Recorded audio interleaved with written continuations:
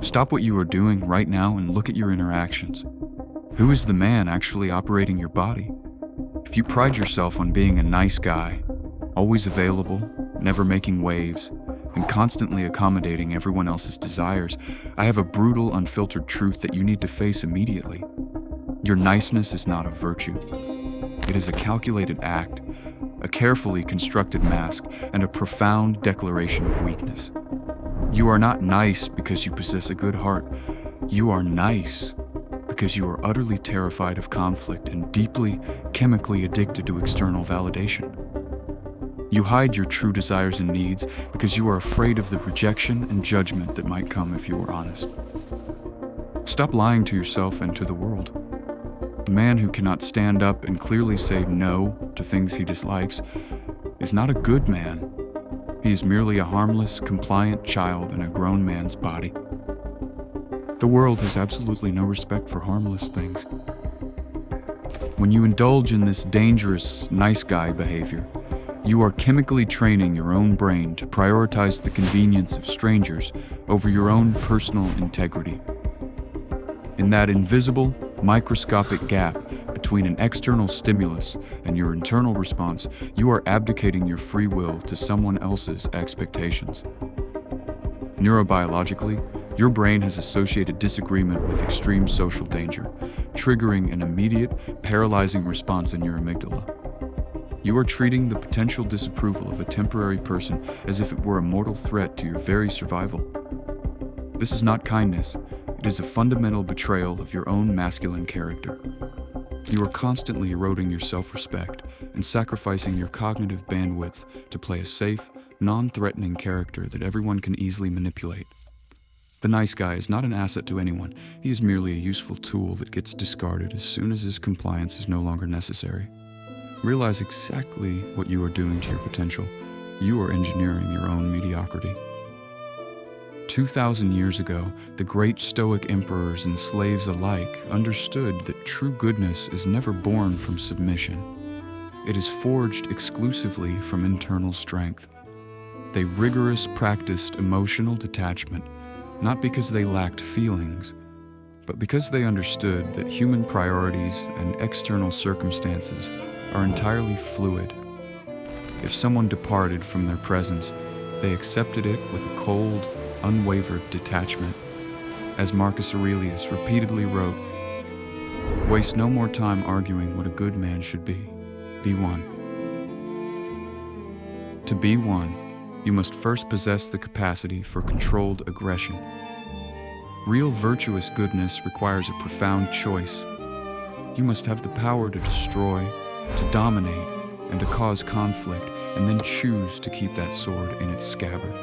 Without that capacity for danger, your niceness is just a convenient cover story for your pathetic lack of power. The nice guy is dangerous only because he cannot be trusted to be honest. The good man is dangerous because he cannot be forced to comply. You must deeply understand the brutal economics of human relationships. You mistakenly believe that by constantly giving, agreeing, and sacrificing your own comfort, you are somehow purchasing loyalty and respect from the world. You are not. You are actively purchasing contempt. When you have absolutely no boundaries, people do not see you as a saint. They see you as a convenient dumping ground for their own problems. Women, friends, and colleagues possess a razor-sharp evolutionary radar for this exact weakness. They instinctively know that a man who instantly agrees with everything they say does not actually value himself. And it is a psychological impossibility for anyone to respect a man who does not respect himself first. Your agreeable nature is not creating deep, meaningful bonds. It is creating superficial transactions based entirely on your utility. The exact moment you stop being useful, you become invisible. It is time to stop negotiating your worth. You must undergo a complete and total death of your old, compliant identity. If you continue to try and rely on fleeting willpower to be assertive, you will inevitably fail when you are tired or cornered. You must orchestrate a fundamental shift in how you view yourself. The ultimate form of intrinsic motivation occurs when a virtuous behavior becomes part of your primary identity. You are not a weak, nice guy who is bravely trying to be tough for once. You are simply and permanently a good man who dictates his own terms. That fragile, toxic version of you that needed everyone's smiling faces to survive is completely dead. From this point forward, when a request hits you, you do not debate it. You do not negotiate with the ghost of who you used to be.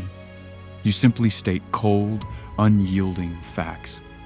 The answer is either yes or the answer is no. End of discussion. You have given away your sacred masculine power for far too long, and it stops right now. Stop prioritizing someone else's comfort over your own character. Deep down in your core, you know this compliance is pathetic and unworthy of you. A true good man possesses a strong, unyielding, and terrifying stable core. He does not act out of fear of rejection. He acts exclusively out of respect for his own principles.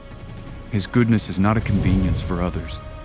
It is a profound choice derived from unshakable inner power. As David Goggins wrote, "You possess a powerful and terrifying strength. You are not meant to be harmless."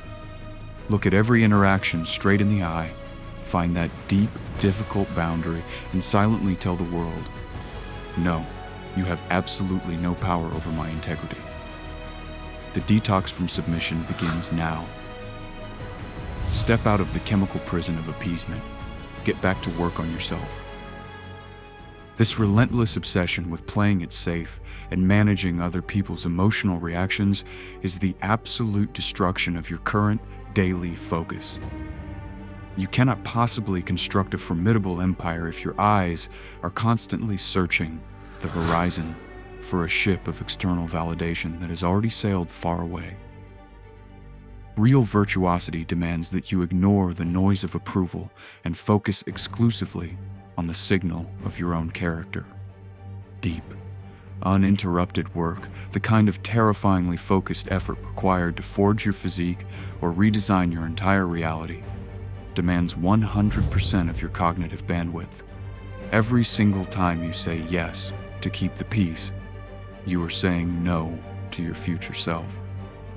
Stop bleeding irrevocable energy just to pay tribute to a person who won't even remember your niceness tomorrow. You are sacrificing your own massive potential on the altar of a ghost. The present moment is the only battlefield where you possess any actual power. Do not let your dead, nice guy past continue to dictate your living, breathing future. The formidable empire you are destined to build must never be constructed on the fragile, broken foundations of what used to be. It must be forged in the uncompromising, painful reality of right now. Let the past compliant you fade into the shadows.